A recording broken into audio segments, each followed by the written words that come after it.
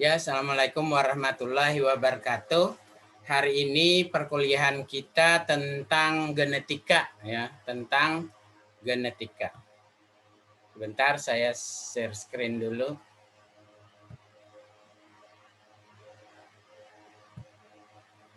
Ya, kita membahas tentang genetika dasar atau Mendelisme, hukum Mendel, ya, hukum Mendel.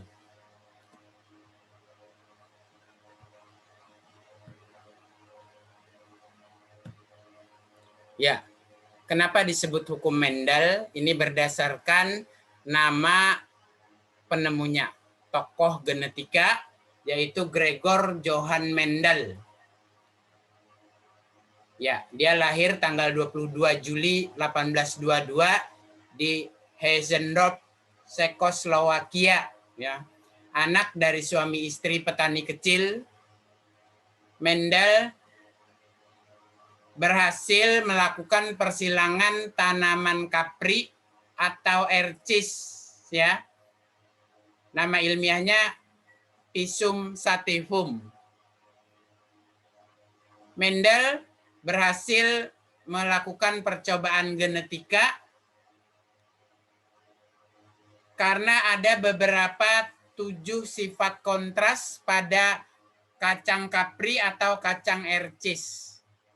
Ya, jadi sebelum penemuan Mendel sebenarnya sudah ada tokoh-tokoh yang menyelidiki tentang sifat-sifat menurun. Tetapi tokoh-tokoh tersebut tidak dapat diterima oleh dunia ilmu pengetahuan karena materi yang mereka gunakan untuk percobaan genetika kurang mendukung teorinya. Nah, ada 7 sifat kontras pada kacang kapri atau kacang ercis yang digunakan oleh Mendel dalam mendukung percobaan genetikanya. Nah, ini Mendel, ya. Nah, kita lihat ketujuh sifat yang kontras pada kacang kapri ini adalah, yang pertama adalah warna bunga. Ya, yang pertama adalah warna bunga. Warna bunga memiliki sifat kontras antara dominan dan resesif. Yang dominan ungu, yang resesif putih. Kemudian sifat kedua, letak bunga. Yang dominan, bunga muncul di ketiak daun aksial, sementara yang resesif bunga muncul di ujung batang atau terminal. Sifat ketiga, warna biji. Yang dominan, warna biji kuning, kemudian yang resesif warna biji hijau. Sifat keempat, bentuk biji. Yang dominan bulat atau bernas, ya. Kemudian yang resesif kisut atau keriput. Ya. Berikutnya sifat kelima. Sifat kelima adalah bentuk polong. Bentuk polong yang dominan adalah menggelembung atau inflated, ya, menggelembung.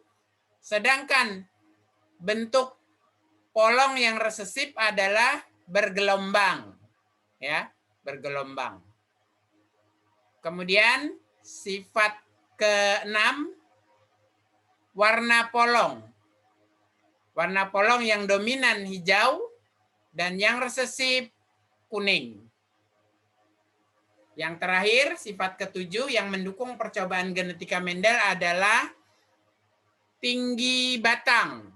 Yang dominan tinggi, yang resesif pendek, ya. Nah, ini 7 sifat genetik pada kacang kapri yang mendukung percobaan Mendel karena sifat genetiknya adalah apa tadi? Sifat genetiknya adalah kontras, ya. Sifat genetiknya kontras. Karena sifat genetik yang kontras inilah sehingga mudah diamati dan mudah dijelaskan dalam penelitian genetika. Kenapa? Karena sifat yang kontras ini tidak ada sifat antara. Ya, misalnya tadi warna bunga ungu dan putih, tidak ada ungu muda enggak. Atau posisi bunga ada yang di ketiak daun dan ada yang di ujung, tidak ada sifat antara di bawah ujung, ya. Atau warna biji kuning dan hijau, tidak ada antara kuning dan hijau, ya. Ya, dan seterusnya, sehingga tidak ada sifat antara. Inilah lebih mudah Mendel menjelaskan dan lebih mudah diterima oleh dunia ilmu pengetahuan.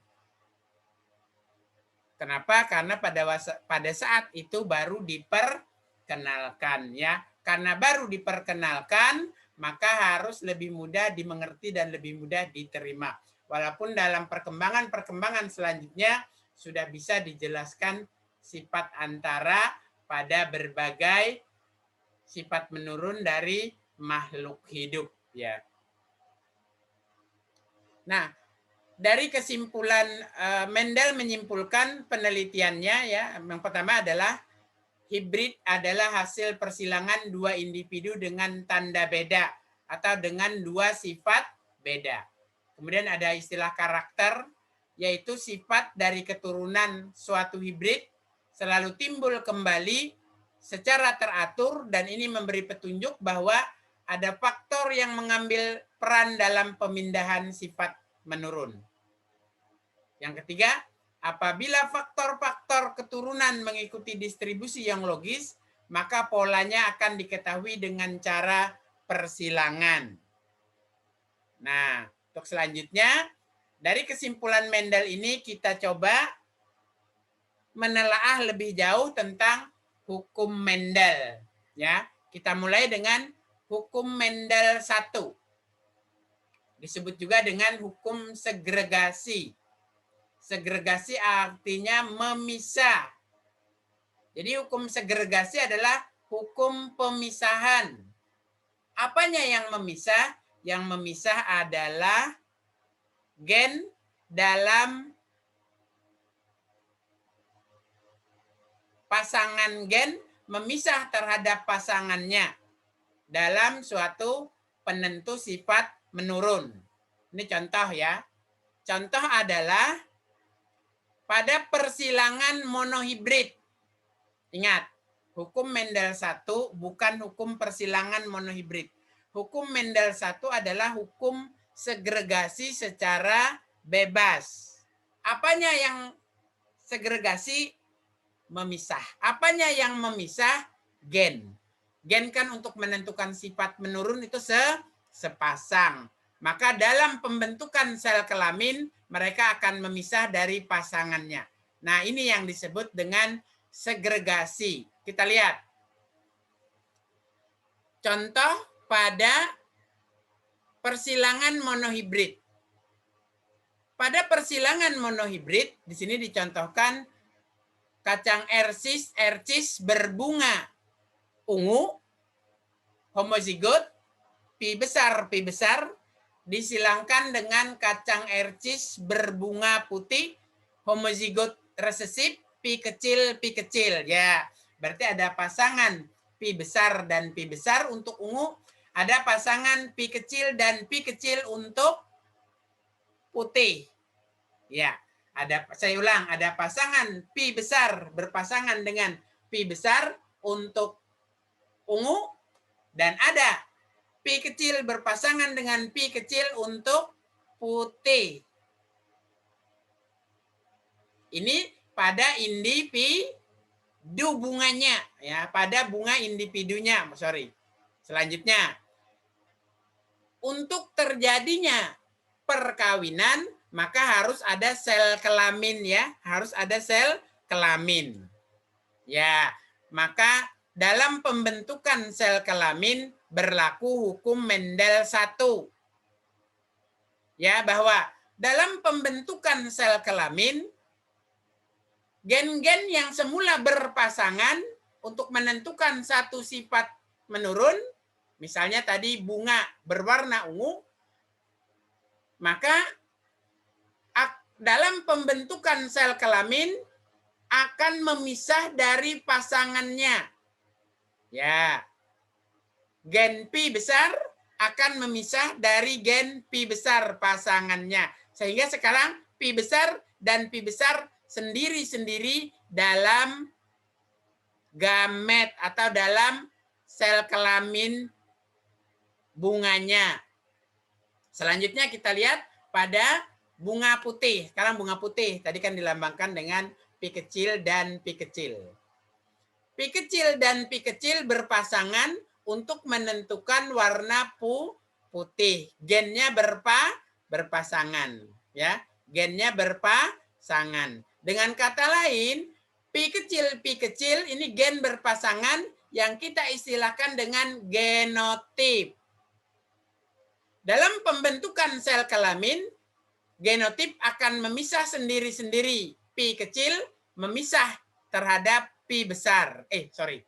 Pi kecil memisah terhadap pasangannya yang juga Pi kecil. Kenapa sama-sama Pi kecil? Karena dua-duanya adalah resesif supaya muncul putih. Ya, saya ulang. Di dalam persilangan monohibrid, artinya persilangan satu sifat beda. Di sini dicontohkan kacang ercis berbunga ungu disilangkan dengan kacang ercis berbunga putih. Bunga ungu dan bunga putih itu diistilahkan sebagai fenotip. Apa itu fenotip? Sifat genetik yang bisa diindra.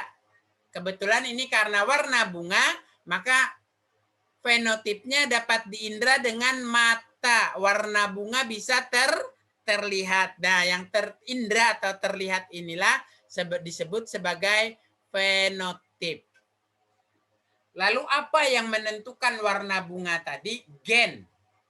Yang menentukan warna bunga adalah gen, yaitu gen Pi besar dan Pi besar sepasang supaya membentuk sifat warna bunga.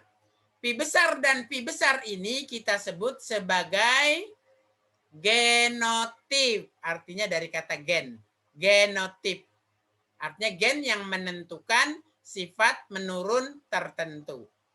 Sementara warna putihnya adalah fenotip. Apa yang menentukan warna putih? Gen. Gen yang menentukan warna putih ada sepasang Pi kecil dan Pi kecil. Harus sepasang supaya bisa menentukan warna putih. Kenapa Pi kecil? Karena sifatnya resesif. Ya, karena sifatnya resesif, maka harus Pi kecil, jangan ada Pi besar. Kalau ada Pi besar, Pi besarnya dominan. Muncul nanti ungunya. Ya, supaya tidak muncul ungu harus tidak ada Pi besar. Pi kecil, Pi kecil. Pi kecilnya kita kenal sebagai genotip. Artinya gen yang menentukan sifat menurun tertentu. Kebetulan di sini sifat menurunnya adalah warna putih. Sementara warna putihnya sendiri disebut fenotip. Nah, dalam hukum Mendel 1, hukum segregasi atau hukum pemisahan secara bebas, maka Pi kecil memisah terhadap Pi kecil. Sehingga sekarang di dalam gamet atau di dalam sel kelamin bunganya masing-masing ada satu. Untuk apa masing-masing ada satu? Untuk bisa nanti pada saat hukum Mendel 2 terbentuk generasi baru pada saat perkawinan. Sekarang kita bicarakan hukum Mendel 2. Ya, hukum Mendel 2 adalah hukum berpasangan secara bebas. Apa yang berpasangan? Yang berpasangan adalah gen yang berada dalam masing-masing sel kelamin. Gen dalam sel kelamin jantan bergabung atau berpasangan dengan gen dalam sel kelamin betina. Ya. terjadilah individu baru hasil perkawinan atau fertilisasi. Kita kembali dulu ke perkawinan atau persilangan satu sifat beda. Kita kembali ke persilangan satu sifat beda. Dalam persilangan satu sifat beda, tadi untuk ungu pi besar dan pi besar berpasangan, lalu berlaku hukum Mendel 1 adalah pi besar memisah terhadap pi besar. Sekarang sendiri-sendiri. Hukum segregasi. Berikutnya, pi kecil dan pi kecil semula berpasangan. Hukum segregasi atau hukum Mendel 1 berlaku, maka terbentuk sel kelamin pi kecil memisah terhadap pi kecil pasangannya. Nah, sekarang pi besar dan pi besar pada ungu sendiri-sendiri. Pi kecil dan pi kecil pada putih sendiri-sendiri, tidak berpasangan. Nah, lalu berlaku hukum Mendel 2, ya. Hukum Mendel 2 berlaku adalah terjadi pemasangan secara bebas pada berpasangan secara bebas pada hukum Mendel 2. Apa yang berpasangan? Yang berpasangan adalah gen-gen yang tadi memisah sekarang kembali berpasangan.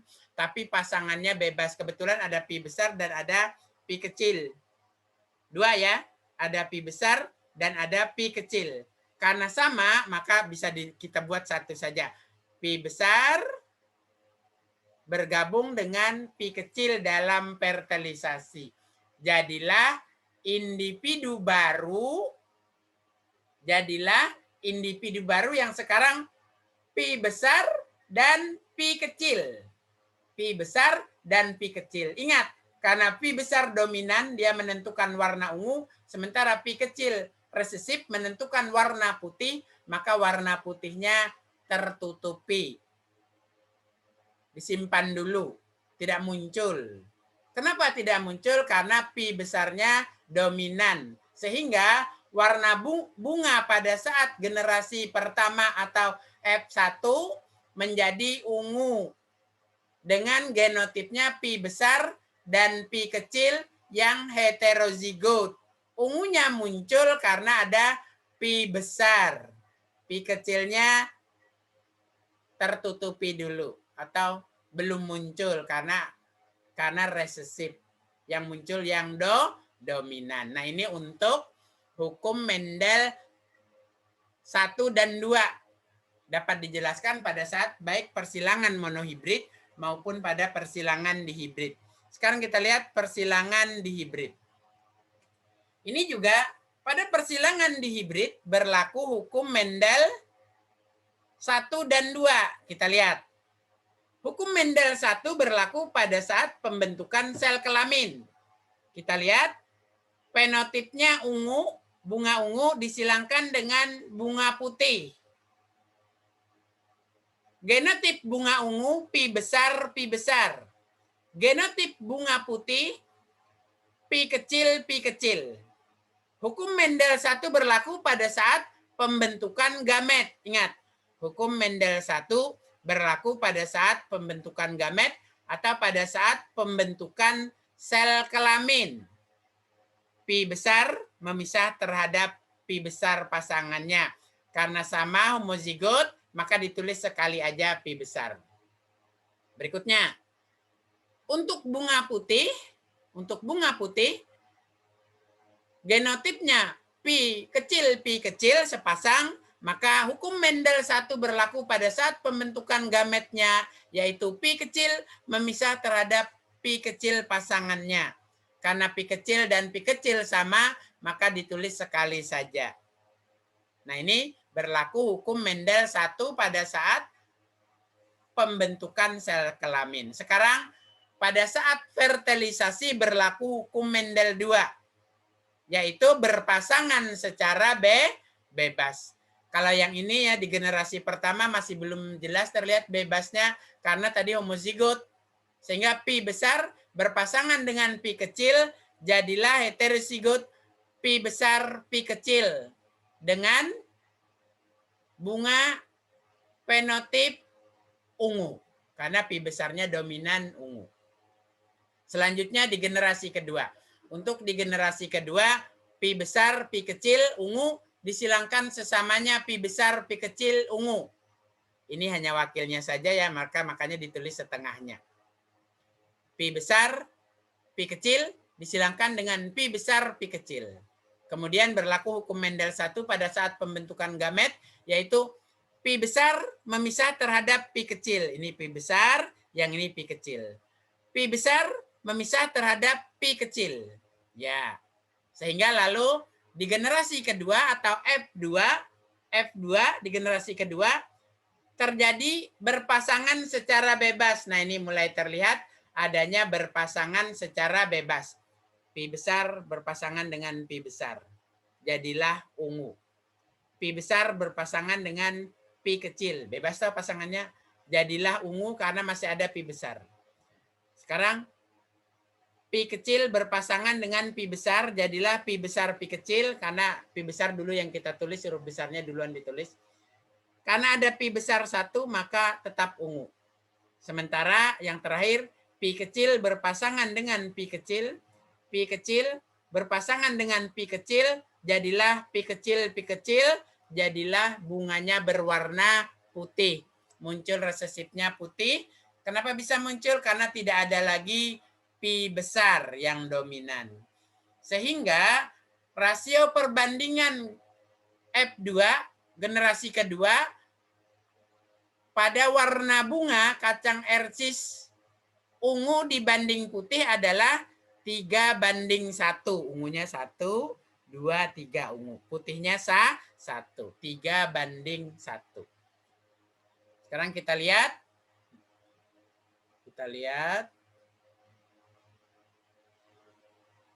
Hukum Mendel 2 dulu ya. Kita lihat hukum Mendel 2. Ya, kita pergi dulu ke hukum bukan hukum Mendel 2.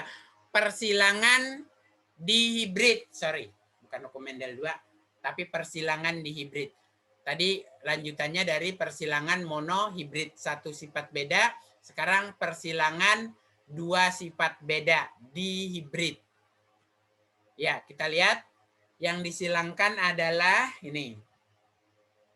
Kacang ercis berbiji kuning, bentuk biji bulat. Biji kuning ditentukan oleh homozigot Y besar, bentuk bulat ditentukan oleh homozigot R besar. Disilangkan dengan kacang ercis berbiji hijau, resesifnya Y kecil, dan bentuk biji kisut atau keriput. Ditentukan oleh genotip R kecil. 2 sifat beda yaitu bentuk warna biji dan bentuk biji. Sehingga ada 2 pasang. Kalau tadi sepasang aja pi besar. Sekarang 2 pasang Y besar, R besar. Resesifnya Y kecil, R kecil. Sekarang berlaku hukum Mendel 2. 1. Sekarang berlaku hukum Mendel 2 pada saat pembentukan sel gamet, sel kelamin. Y memisah terhadap Y, R memisah terhadap R, tapi Y dan R ada bersama-sama, jadilah Y besar, R besar. Sementara untuk yang resesifnya hijau dan keriput atau kisut, Y memisah terhadap Y kecil, memisah terhadap Y kecil, R kecil memisah terhadap R kecil. Jadilah Y kecil dan R kecil. Dua-duanya lalu berlaku hukum Mendel 2 pada saat fertilisasi, di mana gamet berpasangan, Y besar berpasangan dengan Y kecil. R besar berpasangan dengan R kecil. Jadilah Y besar, Y kecil, R besar, R kecil. Tetapi fenotipnya tetap kuning bulat. Kenapa tetap kuning bulat? Karena ada Y besar yang dominan yang menentukan kuning, dan ada R besar yang dominan yang menentukan bulat. Sekarang dari generasi pertama ini dikawinkan sesamanya. Ya, disilangkan sesamanya. Y besar, Y kecil, R besar, R kecil disilangkan sesamanya dengan Y besar, Y kecil, R besar, R kecil. Kita dapat Hukum Mendel 1 dengan memisah bebas. Intinya adalah Y memisah terhadap Y kecil pasangannya.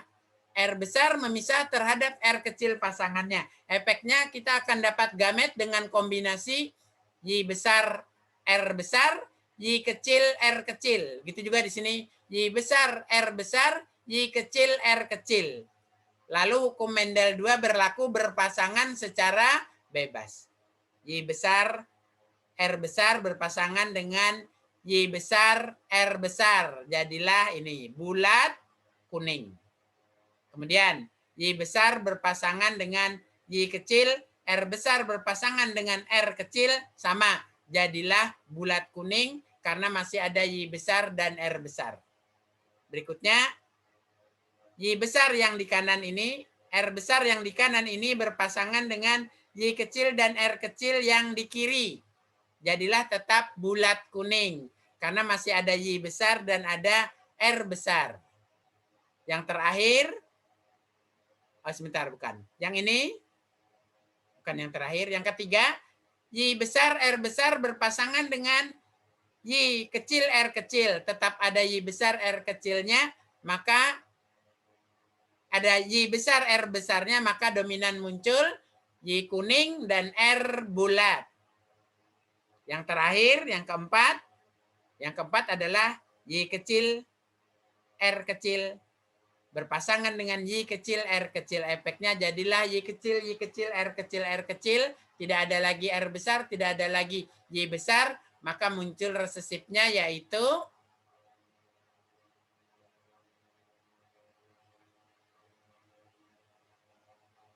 hijau kisut. Ya, hijau kisut. Ya, hijau kisut. Nah, dari sini, dari hijau kisut, ya, kita lihat bagaimana rinciannya. Ya, kita lihat bagaimana rinciannya. Heterozigot, ya, Y besar. Kalau ini kan tadi homozigot, sesama homozigot, ya. Sekarang rinciannya antara, nih, Y besar, Y besar, R besar, R besar, Y kecil, Y kecil, R kecil, R kecil. Y besar, Y besar, R besar, R besar, bulat kuning, kuning bulat. Kemudian Y kecil, Y kecil, R kecil, R kecil, hijau kisut.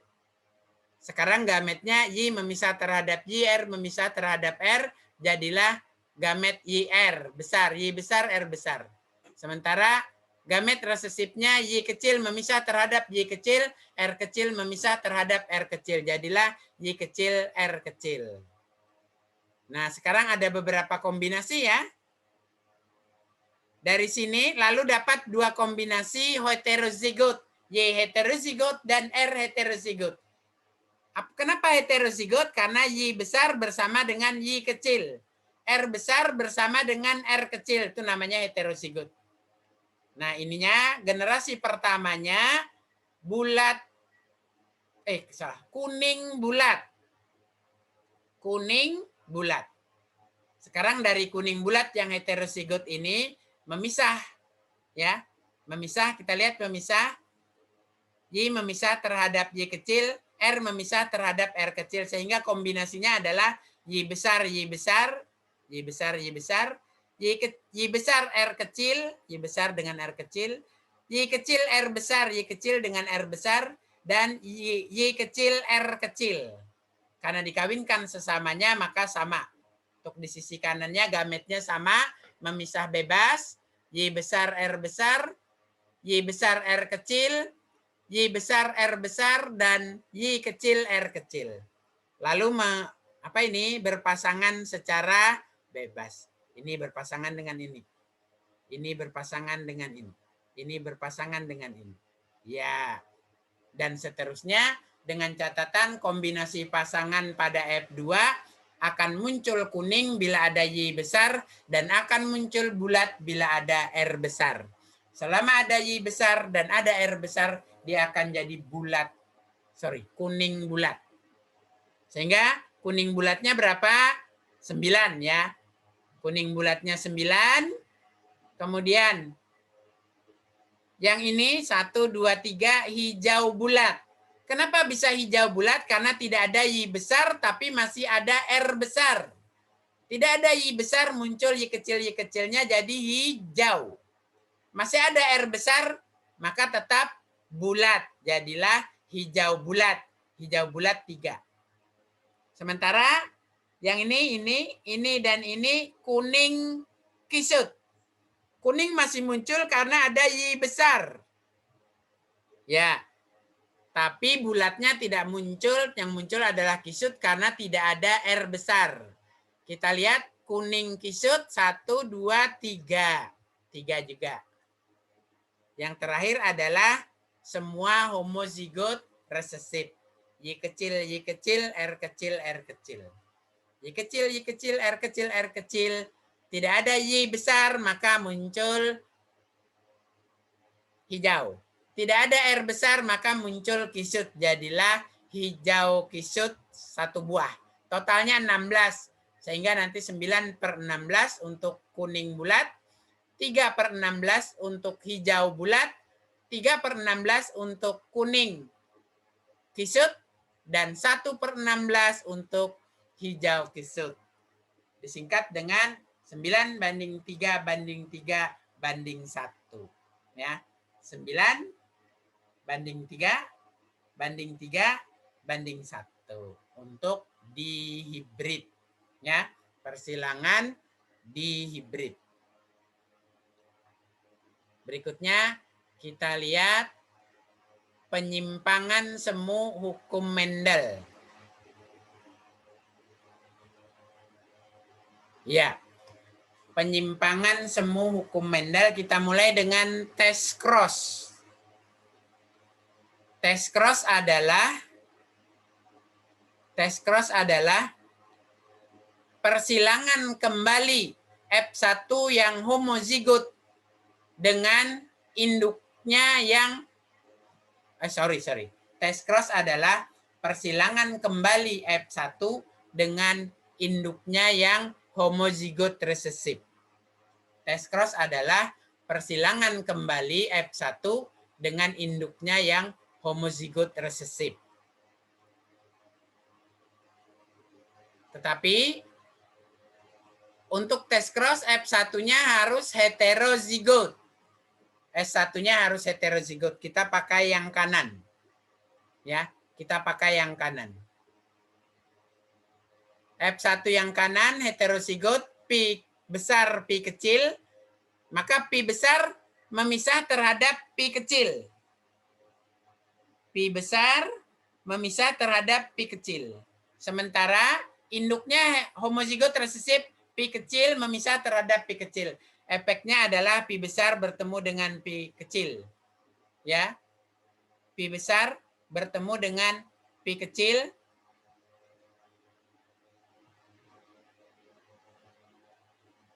Kemudian pi besar bertemu dengan pi kecil. Ya, maka akan kita dapatkan ungu banding putih sama dengan 1:1 untuk tes cross. Ya, saya ulang. Tes cross adalah persilangan kembali F1 yang heterozigot, pi besar, pi kecil, dengan induknya yang homozigot, pi kecil, homozigotnya resesif. Homozigotnya resesif. Maka akan kita peroleh apa? Perbandingan 1:1. Ya. Fenotip dominan banding fenotip resesif 1:1. Untuk contoh ini dominannya ungu, resesifnya putih, sehingga ungu banding putih 1:1. Sekarang bagaimana kalau yang disilangkan adalah keturunan F1 yang heterozigot, dengan induk yang homozigot dominan. Ya. Kalau karena induknya homozigot dominan, maka nanti semua anaknya pasti memiliki pi besar. Ya. Homozigot F1-nya adalah pi besar, pi kecil. Pi besar, pi kecil. Maka induknya homozigot dominan pi besar, efeknya ada pi besar, maka akan jadi pi besar, pi kecil, pi besar, pi kecil, pi besar, pi kecil, pi besar, pi kecil semua. Karena ada pi besar, maka muncul ungu.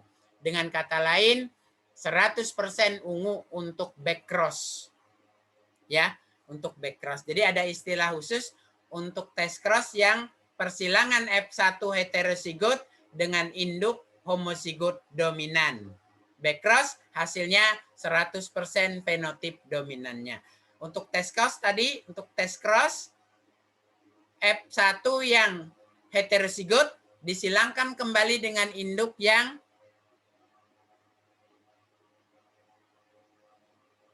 homozigot resesif. Efeknya akan dapat 1:1 ya, dominan dan resesif 1:1, ungu banding putih 1:1. Kalau yang back cross tadi 100% ungu, 100% dominannya. Nah, ini untuk test cross. Berikutnya di hibrid sudah. Berikutnya resiprok. Resiprok ini persilangan yang dipertukarkan jenis kelamin induk dengan sifat genotip dan fenotip yang sama. Jadi misalnya kalau tadi ungu homozigot jantan disilangkan dengan ungu homozigot jantan disilangkan dengan putih homozigot resesif. Maka hasilnya adalah 3:1. 3 ungu dan 1 putih. Saya ulang. Yang pertama tadi adalah jantan ungu disilangkan dengan betina putih. Ungunya dominan homozigot, pi besar, putihnya resesif, homozigot juga, pi kecil. Lalu memisah. Lalu ini memisah. Ya. Pi besar bercampur dengan pi kecil. Ya, pi besar bercampur dengan. Jadilah heterozigot, tapi selama ada pi besar dia tetap ungu. Nah, sekarang kita tukarkan. Sekarang kalau tadi ungunya jantan, sekarang ungunya betina, ya putihnya jantan. Ditukar. Ya, kalau tadi ungunya jantan, putihnya betina. Sekarang yang jantan adalah putih, yang betina ungu. Tetap saja pi besar bertemu dengan pi kecil jadi ungu 100%. Jadi persilangan resiprok menunjukkan hasil yang sama. Kenapa sama? Karena sifat genetik dan sifat fenotip sama, yang berbeda hanya jenis kelamin induk. Saya ulang. Persilangan resiprok adalah persilangan yang mempertukarkan jenis kelamin induk, tetapi gen-gen atau genotip dan fenotip serupa. Ya, kalau semula induk jantan berwarna kuning, berwarna ungu, induk betina berwarna putih, maka hasilnya adalah F1 100% ungu. Ditukar. Induk jantan sekarang yang putih disilangkan dengan induk betina yang ungu. Tetap hasilnya sama, yaitu 100% ungu. Ya. Back cross dan test cross sudah. Kita lanjutkan intermedier. Intermedier adalah persilangan. Nah, kalau tadi pada hukum Mendel kan sifatnya kontras, tidak ada sifat antara. Nah, untuk intermedier ada sifat antara. Contohnya pada bunga pukul 4. Ada bunga pukul 4 merah, M besar homozigot disilangkan dengan bunga pukul 4 putih, M kecil, homozigot juga. Tetapi antara M besar dan M kecil, antara M besar dan M kecil tidak dominan dan tidak resesif. Begitu mereka ada bersama-sama, sifat antara muncul, yaitu merah muda atau pink. Jadi tadi merah disilangkan dengan putih. Merah, M besar, putih, M kecil. Maka M besar bertemu dengan M kecil. M besar bertemu dengan M kecil. Efeknya apa? Ada M besar, ada M kecil, tapi ternyata M besar tidak dominan, M kecil tidak resesif, tapi kedua-duanya sifat intermediat, sifat antara, maka muncullah warna pink atau merah muda. Nah, itu disebut dengan sifat antara. Untuk warna sifat antara ini perbandingannya adalah merah banding pink banding putih adalah 1 banding 2 banding 1. Merahnya 1, M besar banding pinknya 2, M besar M kecil banding putih M kecil. Sebenarnya 2 dan 1 ini kalau dia dominan bergabung jadilah 3 banding 1 ya. Ya gini ya. 1 banding 2 banding 1. 1 banding 2 banding 1. 1 banding 2 banding 1. Maka yang 1 dan 2 ini kalau dominan jadi 3. Tapi karena dia intermediat maka tidak bergabung. Jadilah 1 banding 2 banding 1. Satunya merah, duanya pink, dan satunya putih. 1 merah banding 2 pink banding 1 putih. Intermediat. Nah ini sudah ya. Sekarang kita lihat materi yang lain.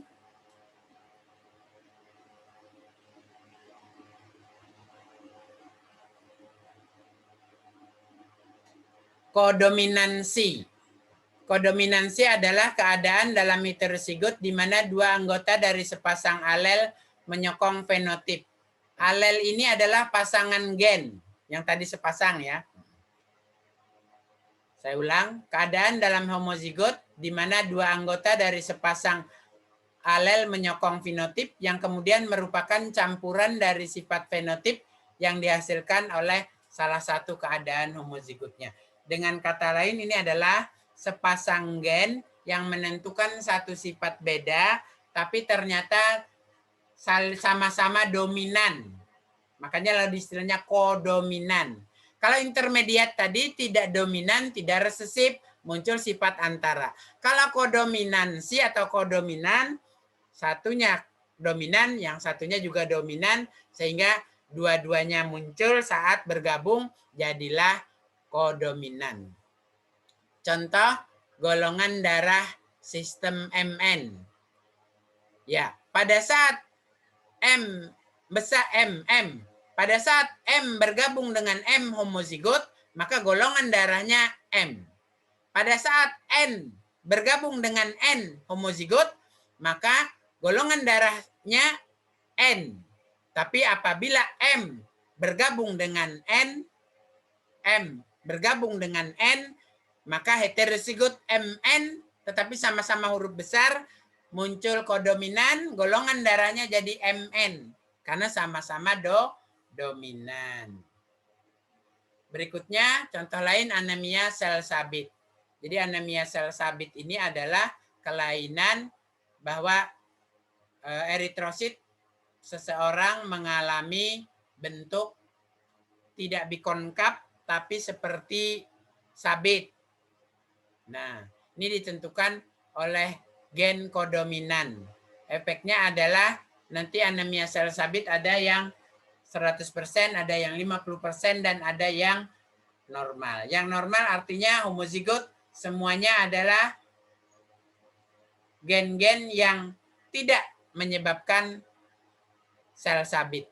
Tetapi apabila ada gen heterozigot sel sabit dan gen normal bersama-sama, maka seseorang menderita anemia sel sabit 50%. Tetapi apabila total sel sabit, ya, gennya sel sabit berpasangan dengan sesama gen sel sabit, maka akan anemia sel sabit 100%. Contoh lain adalah golongan darah ABO, di mana golongan A kodominan dengan B, gen A kodominan dengan gen B. Sementara yang resesif adalah gen O. Apabila gen A ada bersama-sama dengan gen B, maka muncul golongan darah AB. Ya, tapi apabila A bersama dengan O, muncul golongan darah A karena O-nya resesif, A-nya dominan. Apabila B ada bersama-sama dengan O, maka muncul golongan darah B karena B-nya dominan, O-nya resesif. Tapi apabila A ada bersama-sama dengan B, A berpasangan dengan B, maka golongan darah seseorang tersebut menjadi AB karena A sama dominannya dengan B. Dengan kata lain, A kodominan dengan B. Sehingga muncul bersama-sama jadilah golongan darah AB. Ya. Gen letal. Gen letal adalah gen yang dalam keadaan homozigot menyebabkan matinya individu. Contoh pada ayam creeper. Ayam creeper ini ayam yang kakinya pendek. Dia dominan. Ya, ditentukan oleh gen Ci besar. Ya, apabila Ci besar ada bersama-sama dengan Ci besar homozigot, maka ayam tersebut menjadi letal, mati. Tetapi saudaranya yang heterozigot, Ci besar dan Ci kecil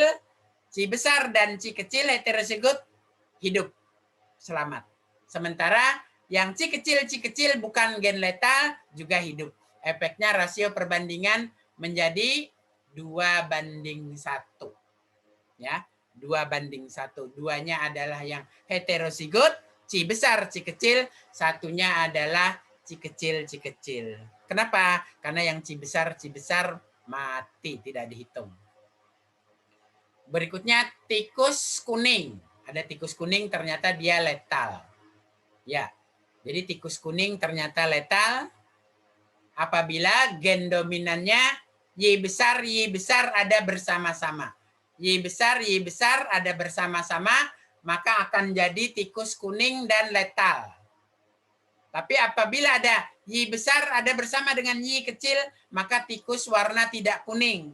Mungkin hitam, mungkin ya. Dan Y kecil ini adalah albino, tikus putih. Ya, tikus putih juga tidak mati. Sehingga nanti perbandingannya sama, 2:1. Duanya adalah tidak berwarna kuning dan satunya adalah putih.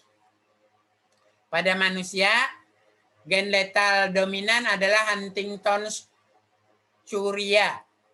Ya, ini penyakit kejang yang menurun, ya. Penyakit kejang yang menurun. Kemudian juga brachidaktili. Brachidaktili ini apa?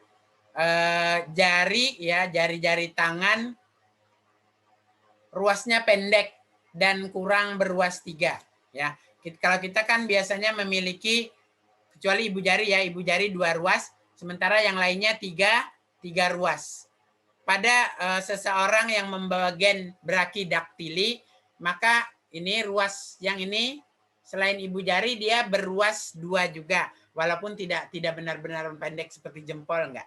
Ya, tidak benar-benar pendek seperti ibu jari, tidak, ada agak panjang juga tapi ruasnya 2. Atau kalaupun ruasnya 2, salah satu ruasnya pendek. Kalau ruasnya pun 3, maka salah satu ruasnya pendek. Nah, ini juga ditentukan oleh gen dominan B besar. Jadi apabila B besar, seseorang mati. Letal. Tapi B besar, B kecil, selamat. Normal. Enggak normal, brachidaktili ya. Yang ruasnya 2 atau kalaupun ruasnya 3, pendek. Kita yang ruasnya 3, alhamdulillah ini normal, tidak brachidaktili, berarti B kecil, ya, B kecil. Kemudian ada gen resesif letal atau gen letal resesif. Ini contohnya pada manusia yaitu penderita ichthyosis congenita, ya, yaitu bayi lahir dengan kulit tebal dan banyak luka, terutama di tempat-tempat lekukan. Nah, ini resesif. Resesif ini berarti ditentukan oleh gen I kecil. Gen I kecil. Pada saat I kecil karena resesif, maka dia berkulit tebal dan luka-luka di setiap lipatan. Di leher luka karena penebalan kulit, di ketiak luka karena penebalan kulit, ya. Kemudian di sendi-sendi luka karena penebalan kulit, akhirnya letal, meninggal. Tetapi yang heterozigot, I besar, I kecil, karena I besarnya normal, I kecilnya tertutupi resesif, maka normal walaupun heterozigot. Atau yang lebih normal, homozigot, I besar, ini normal. Untuk gen resesif letal, perbandingannya adalah 100% normal. Kenapa 100% normal? Seharusnya kan 1:2:1. Tetapi satunya resesif mati tidak dihitung. Sementara yang heterozigot I besar, I kecil juga normal fenotipnya. Yang I besar normal baik genotip maupun fenotip. Sehingga 100% fenotipnya normal. Nah, ini penderita Huntington's disease atau tadi apa? Huntington's chorea. Ya, ini penderitanya kejang otot ya sehingga seperti menari ya, chorea menari. Seperti menari tapi sebenarnya dia kejang. Ya, kemudian ada interaksi gen yang lain. Fenotip merupakan hasil pengaruh dari beberapa gen, misalnya epistasis dominan dan resesif, gen-gen komplementer. Gen-gen komplementer dominan berlainan. Tetapi bila terdapat bersama-sama dalam satu genotip, akan saling membantu dalam menentukan fenotip. Contohnya bisu tuli. Ya, jadi bisu tuli ditentukan oleh gen komplementer. Nah, ini tadi golongan darah. Ini yang menentukan gen kodominan. Di mana IA dominan terhadap O. IB dominan terhadap O. Pada saat IA ada bersama-sama dengan IO atau homozigot IA, maka jadilah golongan darah A. Sementara B juga dominan terhadap O. Pada saat B ada bersama-sama dengan O atau homozigot IB, pada saat IB ada bersama-sama dengan IO atau dominan IB, maka golongan darahnya B. Tapi karena A dan B sama-sama dominan atau kodominan, maka IA ada bersama-sama dengan IB. Pada saat itulah golongan darah seseorang AB. Bagaimana dengan O? Untuk golongan darah O, genotipnya adalah I kecil atau I0 atau IO. Ya, I kecil atau IO karena resesif homozigot maka baru muncul golongan darah O. Ya, baru muncul golongan darah O. Ini tadi yang epistasis. Ya. Epistasis coba lihat. Untuk tikus ya. Untuk tikus yang ditentukan warna rambut ya karena dia mamalia rambut. Warna rambut tikus kita lihat B besar dan C besar ada bersama-sama menentukan warna abu-abu. Tapi begitu dia beda, tidak ada B besar, ada C besar saja, jadilah kuning. Ya, jadilah kuning. Atau ada B besar saja, tidak ada C besar, jadilah putih. Sehingga 9 abu-abu banding 3 kuning banding 4 putih. Ya, seolah-olah menyimpang ya hukum Mendel, tidak. 4 ini hasil dari 3 dan 1 di putih. Ya, tapi 3 di atas ini sebenarnya kalau dalam hukum Mendel dia adalah warna resesif. Ya, warna kombinasi dari resesif dan dominan, tetapi karena ada B saja jadilah putih. 9 abu-abu banding 3 kuning dan banding 4 putih. Ya, ini yang untuk bisu tuli tadi gen komplementer. Kita lihat gen A besar dan B besar bila ada bersama-sama akan menyebabkan bisu tuli. Ya, gen A besar dan B besar bila ada bersama-sama akan menyebabkan bisu tuli. Efeknya adalah alhamdulillah kita yang normal tidak bisu tuli, berarti kemungkinan pertama B besar saja, sementara yang lainnya A kecil. Kemungkinan kedua A besar saja, yang lainnya B kecil. Atau heterozigot A besar, A kecil, B besar, B kecil. Atau heterozigot A kecil. Sorry. Yang ini ya, heterozigot A besar, A kecil, B besar, sorry. A besar, A kecil, B kecil, karena harus tidak ada bersama-sama besarnya. Kalau ada bersama-sama besarnya muncul bisu tuli. Kemungkinan normal yang lain adalah A kecil, B besar, B kecil. Ya, tidak ada A besarnya berarti normal. Intinya adalah A besar tidak bersama-sama dengan B besar, maka akan normal. Tapi apabila A besar ada bersama-sama dengan B besar, maka akan bisu tuli. Nah, ini untuk pada manusia, ya. Kromosom manusia memiliki 46 pasang, ya, 46 pasang kromosom. 22 pasang otosom disingkat dengan A, sehingga nanti karena sepasang jadi 22 AA. Plus sepasang gonosom bisa XX kalau wanita dan bisa XY kalau pria. Sehingga formula kromosom untuk wanita adalah 22 AA plus XX. Atau untuk pria 22 AA plus XY. Y menentukan pria. Atau kalau mau disingkat lagi totalnya, makanya koma. Beda ya, kalau ditambah berarti tidak total depannya. Yang ini wanita 46,XX. Berarti totalnya 46, XX-nya hanya menunjukkan bahwa dia wanita. Kemudian 46,XY. XY-nya hanya menunjukkan dia pria, tetapi sebenarnya sudah ada dalam 46. Ya, sama saja. Nah, demikian tadi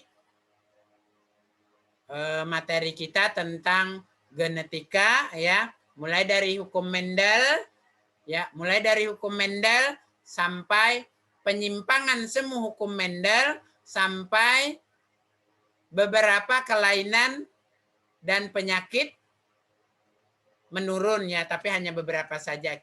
Nanti pada pembahasan genetika lanjut akan kita peroleh banyak sekali penyakit-penyakit genetik atau penyakit-penyakit yang bersifat menurun. Tapi karena ini genetika dasar, hanya mengenal saja, ya. Mungkin itu saja yang saya kemukakan untuk materi genetika dasar kali ini, ya. Kalau ada pertanyaan silahkan ketik di komen. Nanti kita berdiskusi dengan teman-teman yang lain. Kalau ada teman-teman yang lain yang bisa menjawab pertanyaan di komen temannya, silahkan komen untuk menjawab pertanyaannya. Nanti saya lihat apakah pertanyaannya sudah sempurna atau belum. Kalau sudah sempurna nanti saya komentari juga jawabannya sudah sempurna. Kalau belum nanti saya nambahkan jawabannya. Ya, demikian tadi perkuliahan kita hari ini. Dipelajari lagi, ya, mungkin dari buku-buku atau dari sumber lain. Dipersilahkan untuk memperkaya pengetahuan Anda. Saya akhiri dengan mengucapkan Assalamualaikum warahmatullahi wabarakatuh.